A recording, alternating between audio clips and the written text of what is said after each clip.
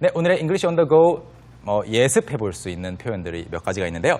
첫 번째는 바로 steep입니다. steep이라고 하면 가파른이라는 말이고요. 이 단어가 English on the go 해외 영상에 나오니까 꼭 기억해 두시고, 두 번째로는 step on. step이라고 하면 여러분 그냥 그 step, 사람들이 발을 움직여서 밟는 것을 다 step이라고 하죠. 춤을 출 때에도 걸어갈 때에도 또는 계단을 step이라고 부르기도 하는데, 여기서는 동사로 쓰여서 step on 하면 어디 위에 발을 디디다, 즉 밟다라는 말입니다. 그래서 누구 발을 밟았을 때 또는 누구 신발을 밟았을 때 step on이라고 할 수 있겠고요. 그리고 마지막으로 barely라고 하면 간신히 또는 가까스로라는 뜻이에요. barely. 물론 bear가 그 곰이라는 뜻도 있겠지만 스펠링이 다르기 때문에 여기서는 그렇게 생각하시면 안 되겠고, barely는 B-A-R-E-L-Y이고요. 네, 간신히 가까스로입니다. 이 표현들을 메간 선생님과 함께 발음 연습해 보시죠. Okay, so let's practice our pronunciation. Repeat after me. Steep, steep, steep. The next one is step on, step on, step on. And the last one is barely, barely, barely. And since we have finished that, now it's time for me to introduce you once again to Alex from Canada, who will be doing our English on the Go clip. And this time, he'll tell us a story about one time when his shoe was untied. So he actually fell down a hill. Anyway, are you ready to watch? Let's take a look. When I was around 10 years old, I decided it would be a great idea to run down a giant hill. Not a great idea. The hill was really steep, so as I was running down, I noticed that I was going a little bit too fast. So I tried to slow down. Lo and behold, my shoelaces were untied. So in trying to stop, I stepped on my shoelace and I fell. And I started rolling down the hill. Anyway, turned out okay. I lived just barely. Lesson learned, if you're going to run down a hill, make sure to tie your shoelaces.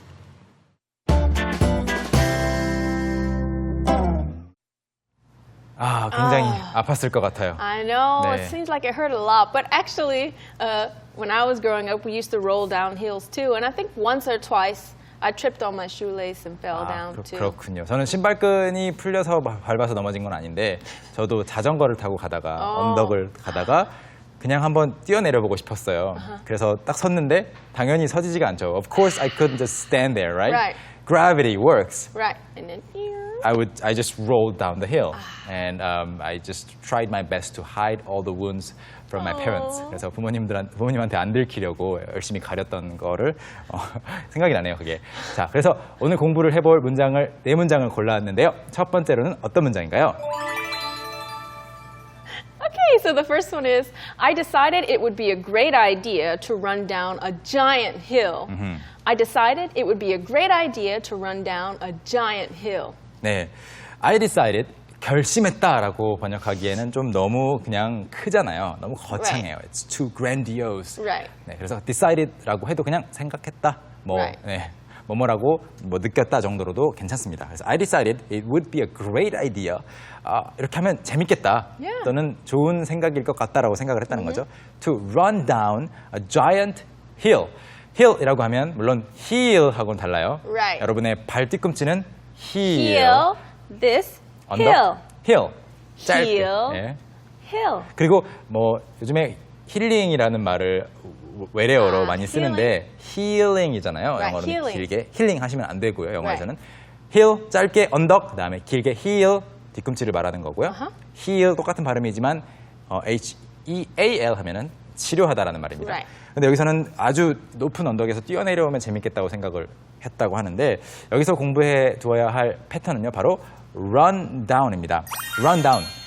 run down은 저희가 지난 시간에도 설명을 했었지만 walk down처럼 뭐뭐를 따라가는 거지 굳이 내려가는 것은 아닙니다. 그런데 여기에서는 문맥상 따라 내려가고 있어요. 정말로 언덕이기 때문에. 그런데 만약 평지라고 하더라도 run down the road 할 수 있습니다. 평지여도 내려가는 거 아니어도요. 그래서 뭐뭐를 따라서 달려가다 또는 차를 몰고 가다라는 말인데요. An example, please, Megan. All right, so the example I have for you today is, we ran down the stairs in a hurry.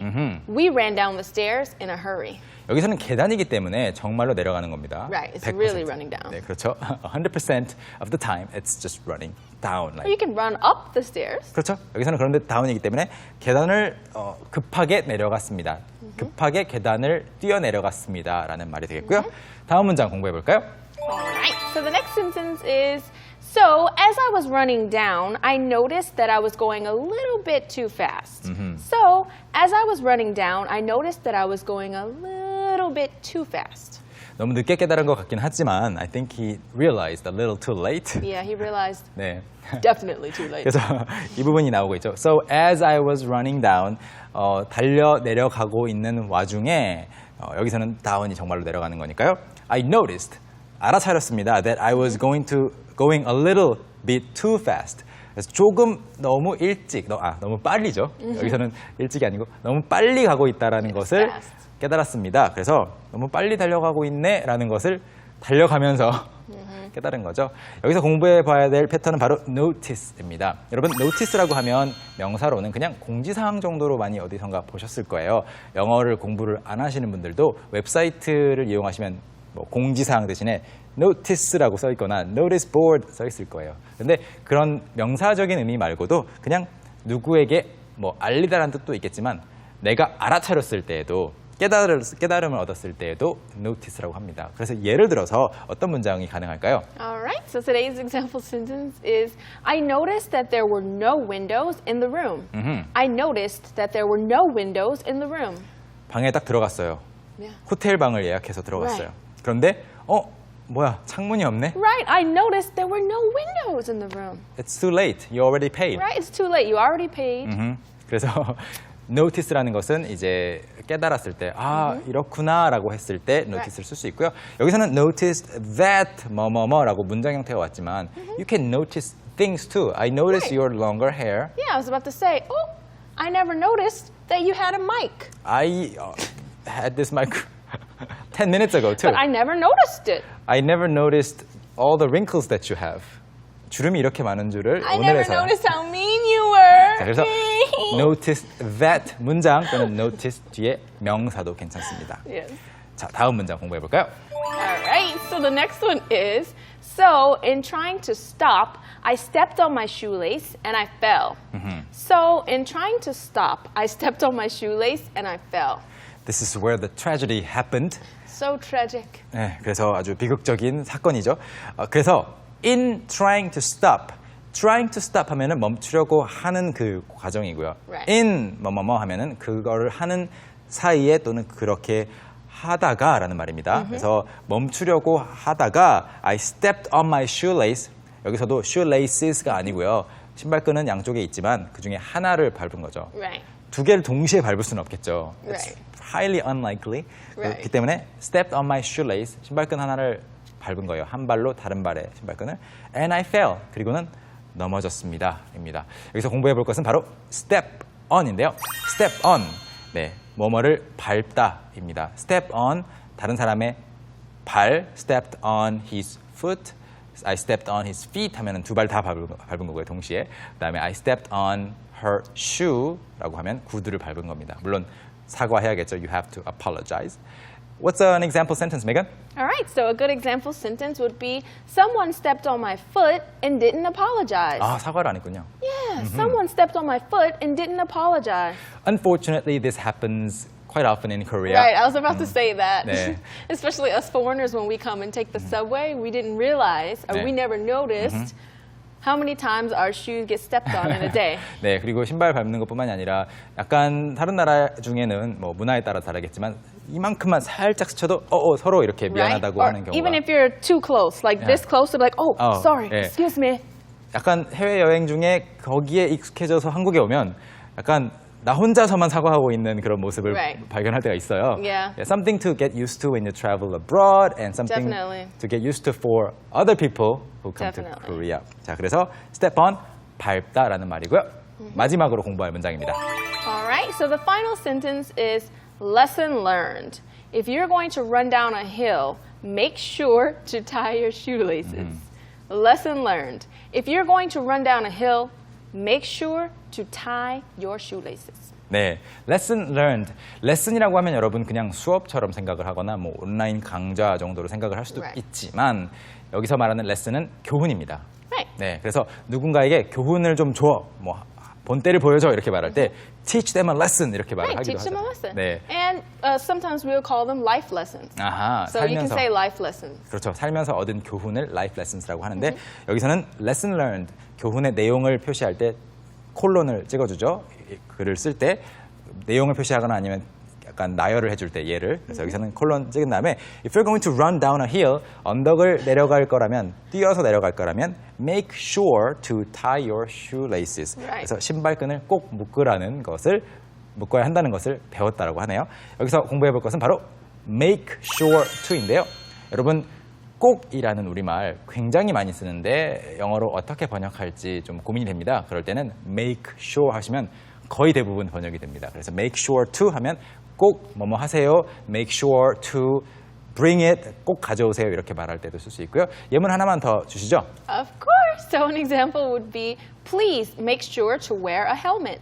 Please make sure to wear a helmet. 네, 뭔가 익스트림 스포츠 같은 거 할 때에도 그렇고 또는 뭐 자전거 탈 때에도 make sure to wear a helmet. A helmet. 꼭 헬멧 쓰세요라는 말이 Right. 되겠습니다. Or just make sure to never run down a hill. 네, 언덕을 따라서 쭉 달려 내려오지는 마시라는 거. That's 네, right. 꼭 절대로 내려오지 마세요라고 할 때도 쓸 수 있겠죠. Make sure to never 뭐뭐뭐. 좋습니다. 이렇게 공부 다 끝내봤고요. 이번에는 이 알렉스 씨의 영상을 이 네 문장만 두 번씩 반복해서 한번 들려드리겠습니다. 함께 보시죠. I decided it would be a great idea to run down a giant hill. I decided it would be a great idea to run down a giant hill. So as I was running down, I noticed that I was going a little bit too fast. So in trying to stop, I stepped on my shoelace and I fell.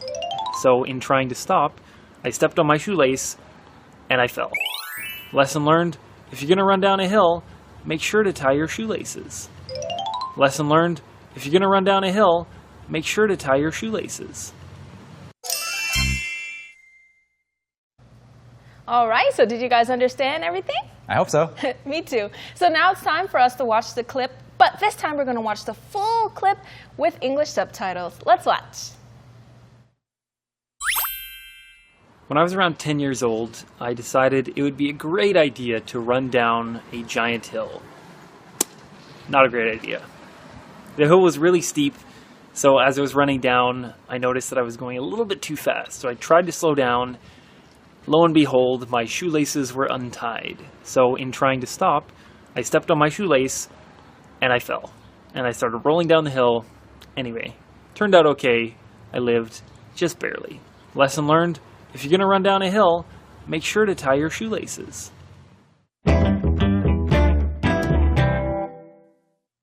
물론 그 당시에는 아팠겠지만 굉장히 재미있는 이야기가 남았네요. 자, true that, 네, 그리고 오늘 방송 마무리하면서 오늘의 마지막 코너죠. Today's Takeaway. 오늘 여러분이 꼭 하나만 기억한다면 이 문장 기억하시면 좋겠습니다. All right, so today's takeaway is your shoe is untied. Your shoe is untied. 신발끈이 풀렸습니다. 하나일 때 your shoe is untied. 신발끈이 양쪽 다 풀렸을 때 your shoelaces are untied 하시면 좋겠죠. 자, 저희는 이 문장을 마지막으로 해서 또 작별 인사를 하고요. 다음 시간에 더 유익한 내용으로 준비해서 오도록 하겠습니다. All right, so we'll see you guys next time. Have a fantastic day. 네, 여러분 안녕히 계세요. 좋은 하루 보내세요. 바이바이.